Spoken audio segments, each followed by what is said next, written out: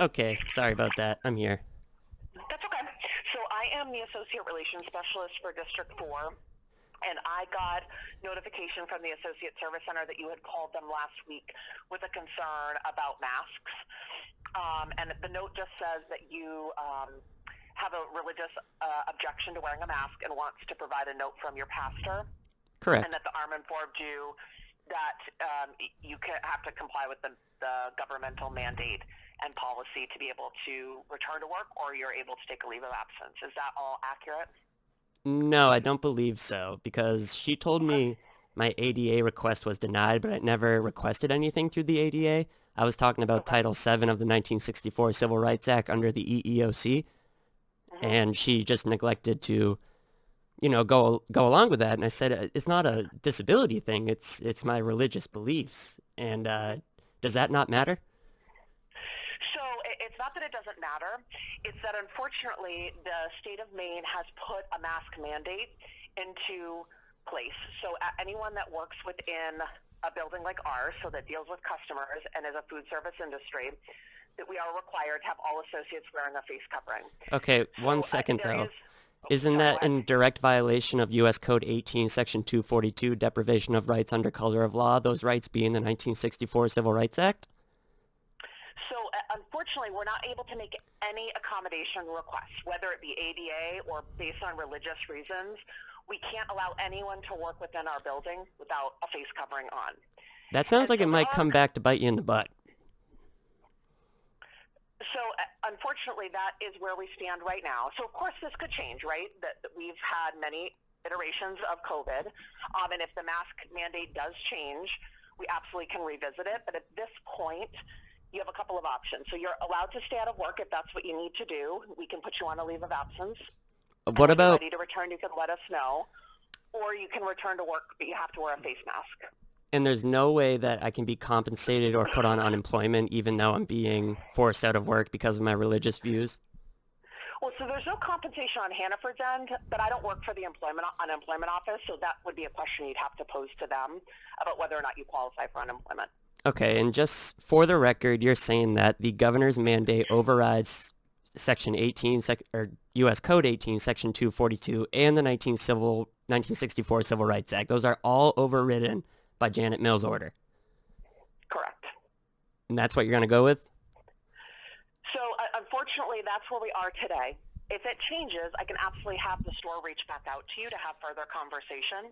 Okay, I'm going to go back to work tomorrow with a mask, and I'm going to report every single incident of people not wearing face masks because of this. And I hope you guys I would come to a decision, a better decision than this. I would want any associate to come forward if they see noncompliance.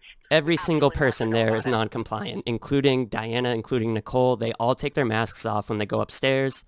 I'm going to report all of them. I'm going to get the store shut down. If this is the game you guys want to play, then I'm going to call the CDC every single day. And if you fire me, I just want to let you guys know you're firing me even though I gave you proof of religious exemption under the Civil Rights Act, Title VII.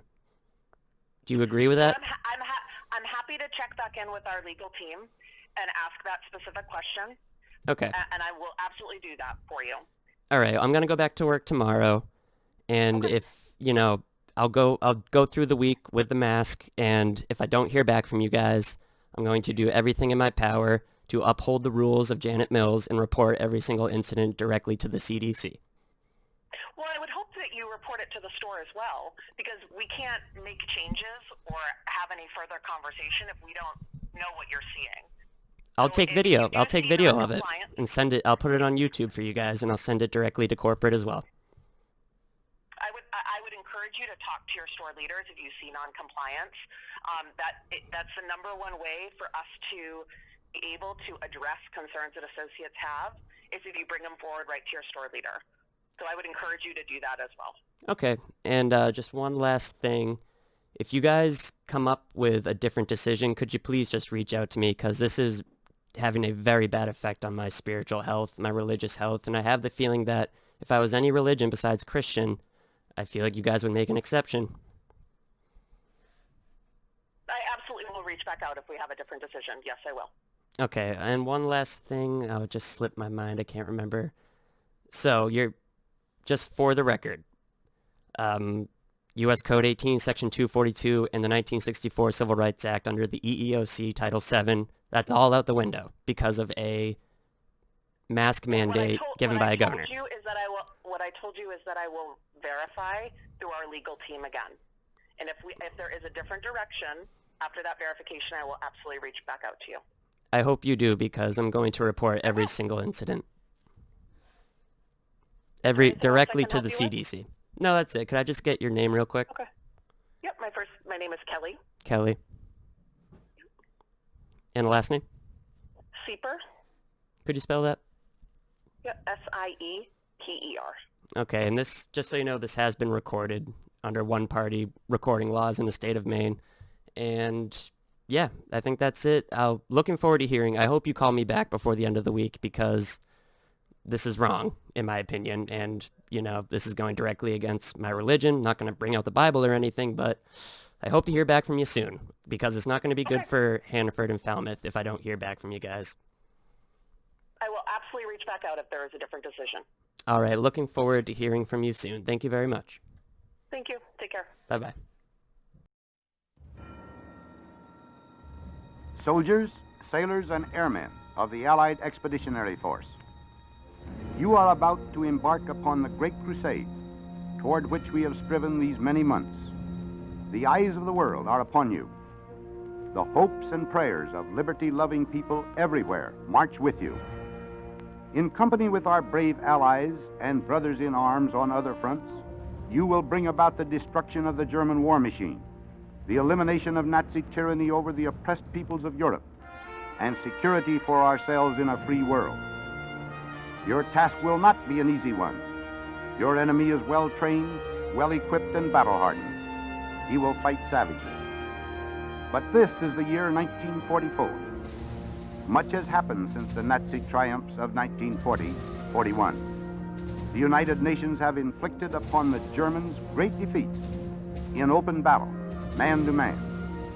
Our air offensive has seriously reduced their strength in the air and their capacity to wage war on the ground. Our home fronts have given us an overwhelming superiority in weapons and munitions of war, and placed at our disposal great reserves of trained fighting men. The tide has turned. The free men of the world are marching together to victory. I have full confidence in your courage, devotion to duty, and skill in battle. We will accept nothing less than full victory. Good luck, and let us all beseech the blessing of Almighty God upon this great and noble undertaking.